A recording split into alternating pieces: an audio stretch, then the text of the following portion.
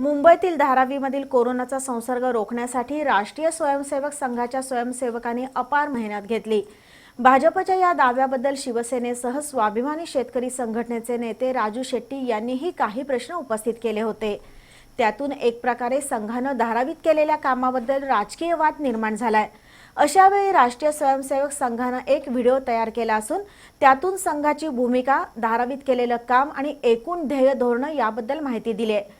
सध्या सोशल मीडियावर हा व्हिडिओ चांगलाच व्हायरल झालाय। श्रेयवाद म्हणून नव्हे तर केलेल्या कामाची माहिती म्हणून भाजपचे प्रदेश अध्यक्ष चंद्रकांतदादा पाटील यांनीही या व्हिडिओचं समर्थन केलंय। त्यामुळे संघविरोधी पक्ष संघटना पुन्हा कोणती प्रतिक्रिया देणार याबाबतची चर्चा सुरू झाली आहे। महाराष्ट्र भारताचं सर्व दृष्टीने अग्रेसर असं राज्य, अनेक संस्कृतींनी नटलेलं, परंपरेचा वारसा जपणारं महाराष्ट्र। महाराष्ट्राची राजधानी, भारताची आर्थिक राजधानी ती म्हणजे मुंबई। इथे येणाऱ्या प्रत्येकाला ही मुंबई आपलंसं करते। परंतु गेले काही महिने आधी भारतावर, पर्यायानं महाराष्ट्र आणि मुंबईवर न भूतो न भविष्यती असं संकट ओढवलं, कोरोनाचं संकट। त्या संकटामुळे महाराष्ट्र थांबला। आम्ही कधीही थांबत नाही असं म्हणणाऱ्या मुंबईला देखील थांबावंच लागलं। अनेकांना आपल्या कुशीत घेऊन वाढवणारा हा महाराष्ट्र, पण हाच थांबल्यामुळे इथल्या नागरिकांचं जगणं कठीण होऊन बसलं। परंतु कितीही संकट आली तरी त्यावर पाय ठेवून उभं राहण्याचा आपला इतिहास आहे।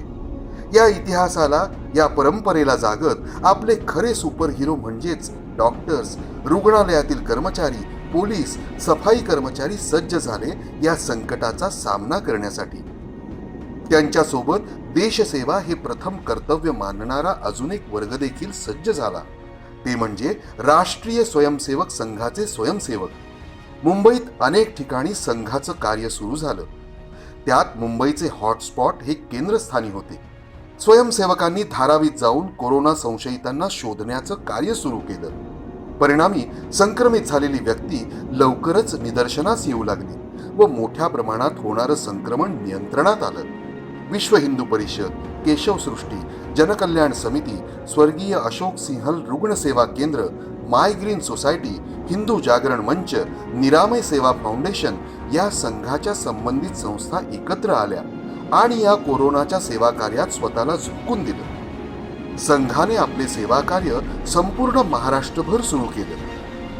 जून महिन्याच्या सुरुवातीला राष्ट्रीय स्वयंसेवक संघाचे जवळपास 500 स्वयंसेवक फक्त एकट्या धारावीत दाखल झाले होते। जास्तीत जास्त लोकांपर्यंत पोहोचून संशयित शोधणं हे धोरण स्वयंसेवक संघानं राबवलं आणि याचा अपेक्षित सकारात्मक परिणाम देखील काही दिवसातच दिसून आला।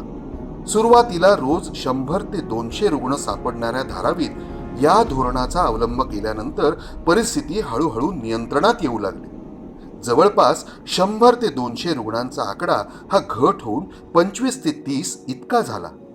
आता तर धारावी हे पूर्णपणे नियंत्रणात आलं आहे।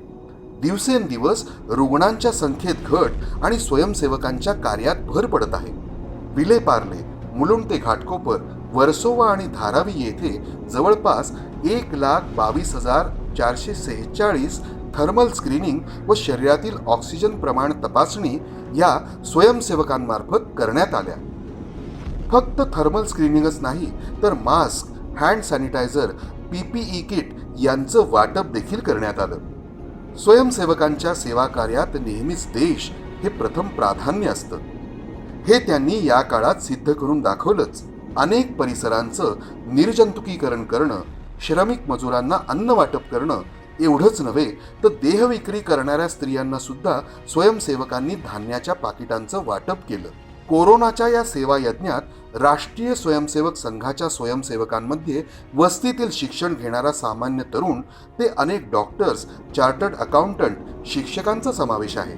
एवढं करूनही दुर्दैव हे की काही जण राजकीय स्वार्थासाठी विरोध करायचा म्हणून यांच्या सेवा कार्यावरच शंका घेत आहेत।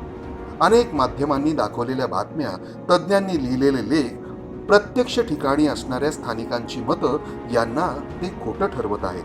स्वयंसेवकांव्यतिरिक्त अनेक कोविड योद्ध्यांचं या सेवा कार्यात योगदान आहे, ते कोणीही नाकारू शकत नाही। परंतु याचा अर्थ असा नाही की स्वयंसेवकांनी काहीच सेवा कार्य केलं नाही. संघाचे स्वयंसेवक इथून पुढेही हे सेवा कार्य असंच सुरू ठेवतील. राष्ट्रासाठी सर्वस्व अर्पण करणं हा त्यांचा भाव आहे. विरोधकांनी घरी बसून खुशाल त्यांच्या कार्यावर शंका घ्यावी. एवढं असूनही उद्या विरोधकांना या देशासाठी संकटात काही मदत लागल्यास स्वयंसेवक सर्व हेवेदावे विसरून त्यांच्यासोबत देशकार्यासाठी सज्ज असतील. संघाची हीच खरी शिकवण आहे.